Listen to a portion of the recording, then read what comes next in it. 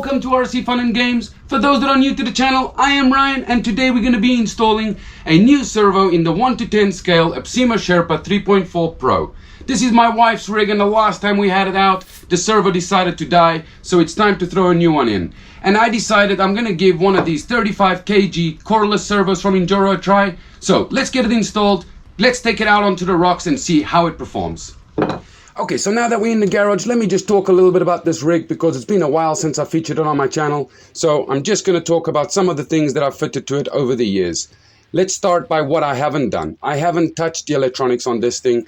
It has held up really well straight out of the box. So if anybody wants to know about the quality of these, you already know that the electronics are not bad because they have held out for 3 years with absolutely no issues.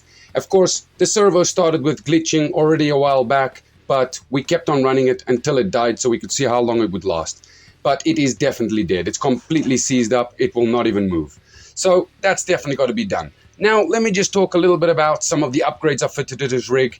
And we have got all the brass links underneath. We've also got the guards in stainless steel. We've got some portal covers on the front just to get some more weight over that front axle. We've got some nice 2.0 aluminum rims on this rig. I'm not so impressed with these tires, but these were the older generation tires from Injora. So I've picked up a new set, so we'll also be swapping them out in a later video. But inside we've got 2-stage foams and they have been working really well. We have also got these 110mm aluminium shocks. They have been working pretty good, but I'm also going to change them out later on, not right now. We've also got a winch on the rig, and besides that, the rig is stock. Of course, the appearance of the rig doesn't look like this when you get it. The guards and stuff were put on by me. The accessories on the top, of course, were put on by me. But the rig itself does come with all the fuel cans, a jack that we've already broken. The body itself is actually quite detailed because it comes with all the door handles, hinges and stuff. In my opinion, definitely get a lot for your cash with these rigs. Originally, these rigs are Chinese. They are the Ying Kong brand, but they've been rebranded here in Europe. And of course, they've upgraded a few things after licensing it under Absima. Okay, so now that I've spoken about some of the upgrades that this rig has got, it's time to get stuck in and get the servo changed out. So let's get this 35 kilogram coreless servo from Injora installed and let's see how this thing performs over the original. Okay, so let me start by getting this servo out, and I don't think I need to get my guard off. I should be able to do it all through the guard, be able to loosen my front link and get to all 4 screws.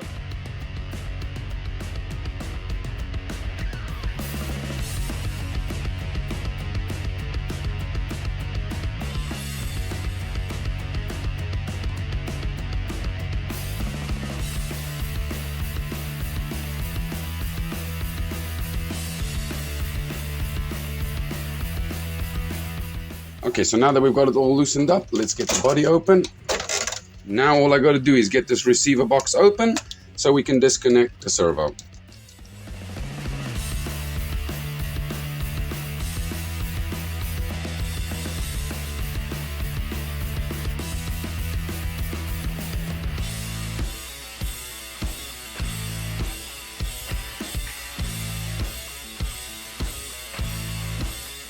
Okay, so now that I've got my spaghetti box all open, I've got to get to my channel 1 so I can unplug my servo.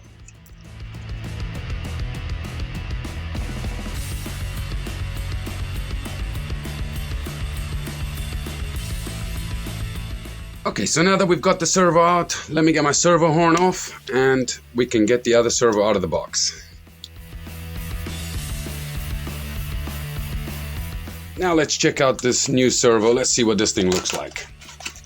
Okay, so we get a bunch of plastic servo horns, some hardware, and we also get, of course, the 35 kilogram coreless servo. Okay, and as we can see, it's got plastic on the ends and it's got a body made out of aluminium.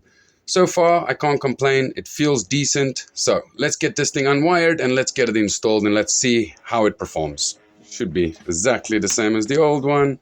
There's no difference. The only difference is it's actually smaller. So let's get this plugged in so we can centralize our servo horn before we do anything else. Okay, so I've put a battery in the truck. I'm gonna put my servo and plug it in so I can centralize the servo and fit my servo horn before I put it in the truck. Turn on the controller, turn on the truck. Okay, as we can hear, it's definitely working. I also turned my servo trim to 0 so we can get this on.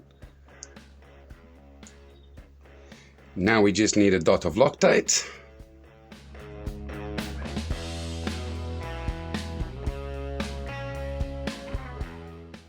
Now let's just check with the screw in.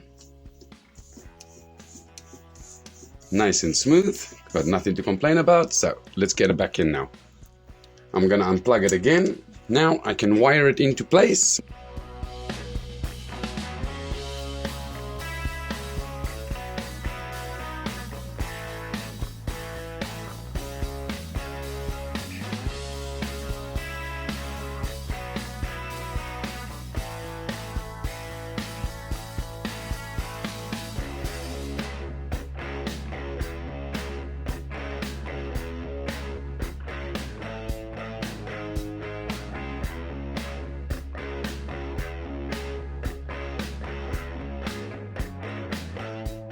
Now let's get our steering link back on.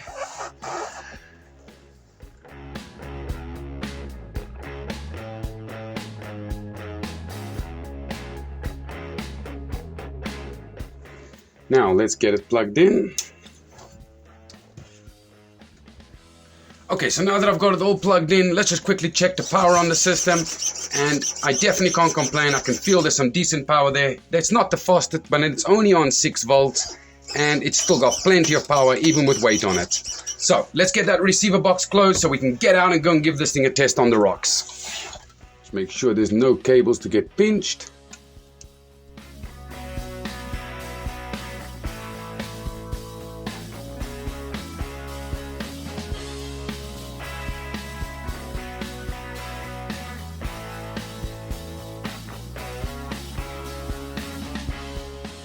Okay, just wanted to check that everything was still working, and everything seems to be perfectly fine.